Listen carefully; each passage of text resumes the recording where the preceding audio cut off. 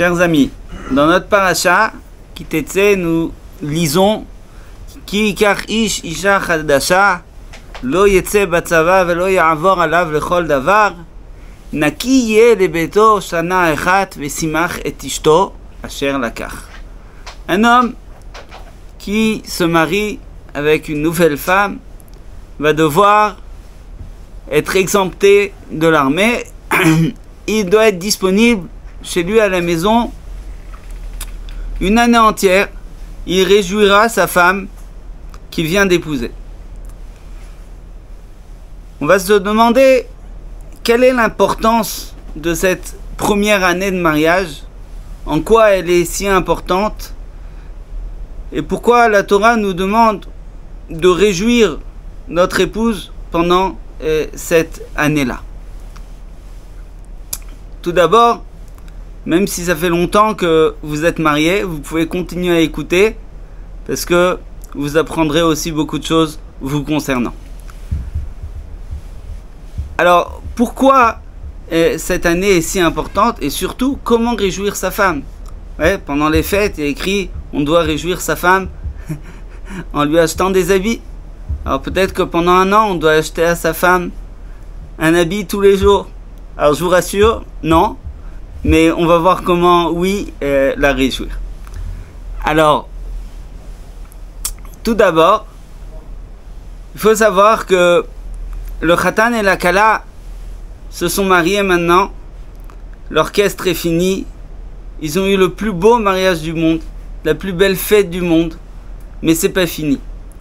Les défis ne font que commencer. Ils vont avoir une très très belle vie, une vie très heureuse, mais il y a beaucoup de changements qui les concernent tous les deux. À l'époque, ils vivaient seuls, même s'ils vivaient en société, ils n'avaient de compte à rendre à personne. Ils ne partageaient pas de vie affective, par exemple. Et maintenant, ils doivent s'unir avec une personne qui est totalement différente. Pas totalement différente. Évidemment, il y a des affinités, mais qui est différente. Parce que c'est pas la même personne, c'est pas la même famille.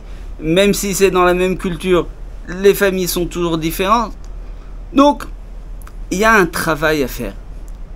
Et on ne s'imagine pas que pendant les quelques heures pendant lesquelles ils sont sous la choupa, le travail est fini. Non, la Torah sait que ce travail prend du temps, qu'il y a du pain sur la planche.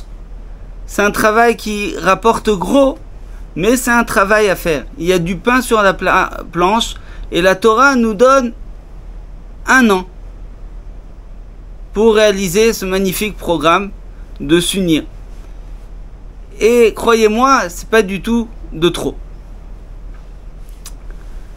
Alors, la première chose, il faut être disponible. Naki les vétos, doit être propre, doit être disponible à la maison.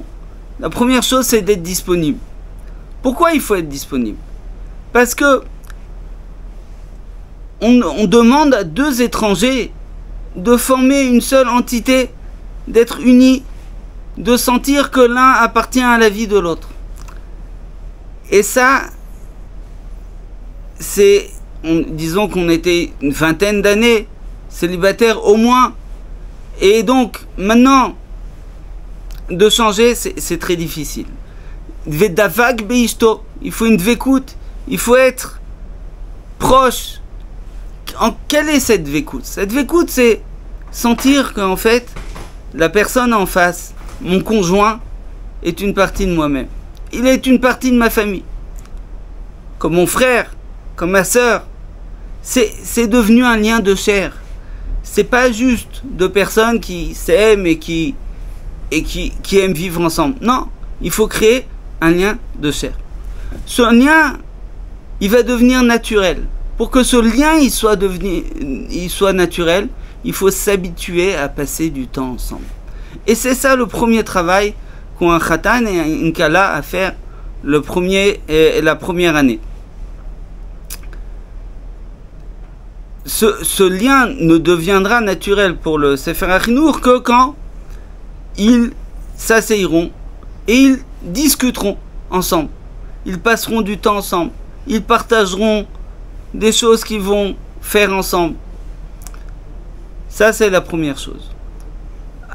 La deuxième chose, c'est les différences. Nous avons dit que le Khatan et la Kala sont différents. Même si, pendant la période des fiançailles, ils ont enquêté et ils s'imaginent qu'ils savent tout sur leur conjoint, eh bien, désolé de vous décevoir, mais vous ne savez pas grand-chose. Parce que vous avez encore beaucoup de choses à découvrir. Vous n'avez pas vécu avec lui. Vous n'avez pas partagé avec lui. Vous voyez que sur rendez-vous. En plus, il n'y avait pas encore d'engagement. Et maintenant, vous allez connaître vos conjoints sous un autre angle. En fait, ce que vous connaissez, c'est une infime partie de l'iceberg. La partie émergée de l'iceberg au-dessus de l'eau. Si on parle d'iceberg, bien sûr, il faut dire que très souvent, il y a de la glace. Et la glace, il faut la faire fondre avec beaucoup de chaleur, des mots affectueux et de la simpra. Mais parlons des différences d'abord. On va découvrir aussi quelquefois que peut-être, Chazvé Shalom, notre conjoint a peut-être un défaut. Mais rassurez-vous, vous allez aussi découvrir beaucoup de qualités. Ces différences, il va falloir que vous discutiez ensemble pour essayer de créer une nouvelle voie, de créer quelque chose qui vous convient à tous les deux. Et essayer de trouver donc, pour cela, il faut que vous s'asseoir, il faut être disponible pour discuter, pour partager. Et Bezrat Hashem, vous allez pouvoir trouver ce juste milieu. Lorsque les premiers conflits vont arriver, il va falloir que vous appreniez à savoir comment les gérer, comment discuter sans vous énerver, sans crier, etc. Ce sont des choses qui prennent du temps. Si on n'est pas disponible, si on ne se voit pas, on ne va pas y arriver. Nous avons dit que pour casser la glace, il faut de la simcha, il faut de la joie. Comment réjouissons-nous une femme? Tout d'abord, le Chazon Ish dit une phrase très intéressante. Chazon Ish dit: la nature de la femme est d'avoir beaucoup de plaisir à trouver grâce à son mari. Alors, tout d'abord, eh bien, pour réjouir sa femme, il faut lui montrer qu'elle nous plaît. Si vous discutez, eh bien, beaucoup de femmes, on a demandé à beaucoup de femmes comment on te réjouit. Beaucoup de femmes ont dit qu'ils parlent avec moi. Pourquoi? Parce que d'abord, parler, c'est un moyen de communication. C'est pas seulement un moyen de communication, c'est un moyen d'attachement. C'est un moyen de s'attacher. Ensuite, quand on discute de plusieurs sujets, alors justement, il faut trouver des sujets qui nous intéressent. Eh bien, on connaît de mieux en mieux notre conjoint. Pour connaître notre conjoint, on a besoin de parler avec lui. On a besoin de savoir qui il est. Et c'est justement en parlant de ça, de ci et de là, que nous allons pouvoir nous connaître. Mais ensuite, quand on parle à quelqu'un, eh bien, on sait que cette personne nous intéresse et nous montrons donc que nous nous intéressons à lui. lorsque vous ferez ce travail-là, eh bien, vous arriverez, lorsque vous ferez ce travail-là, vous arriverez à créer quelque chose entre vous. Créer quelque chose entre vous, ça va vous permettre aussi de régler les distances par rapport à l'extérieur, par rapport aux parents. Et là, je m'adresse ici aux parents qui viennent de marier des enfants en leur disant: Madame, si votre fils a oublié de vous appeler, c'est pas qu'il vous a oublié, c'est qu'il s'épanouit, c'est qu'il est heureux. Ne vous inquiétez pas, il est heureux, c'est bon signe. Monsieur, si votre fille ne jure que par son mari, c'est pas qu'elle a oublié tout ce que vous lui avez inculqué comme bonne valeur. Elle s'attache à son mari et c'est son travail aujourd'hui.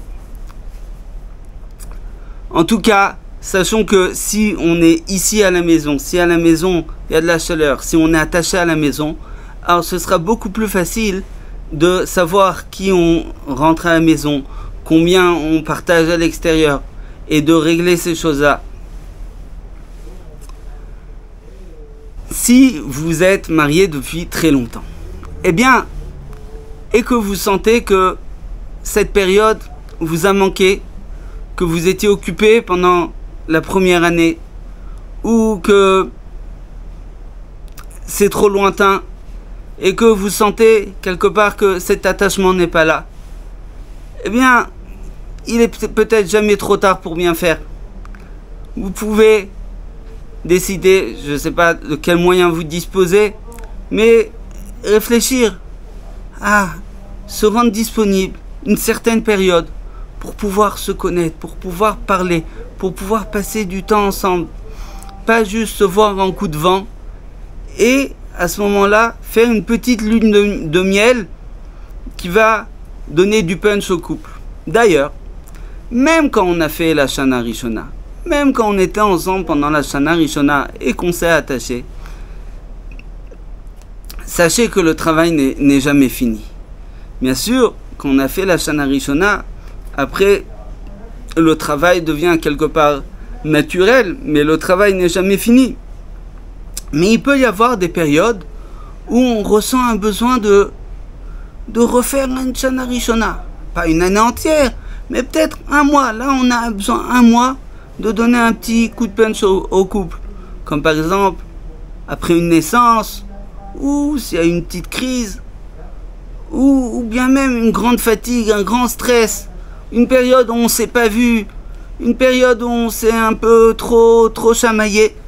Eh bien, là, peut-être, il y a un moment où on peut se dire: ah, on a besoin de faire une petite pause, travailler un peu moins, de prendre plus de temps ensemble pour refaire cette Shana Rishona.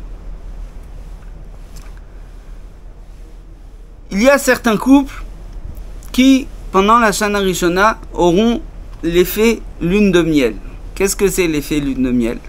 Eh bien, c'est un effet où, comme par magie, les couples sentent qu'ils sont tellement envoûtés l'un par l'autre que ils n'ont aucune différence.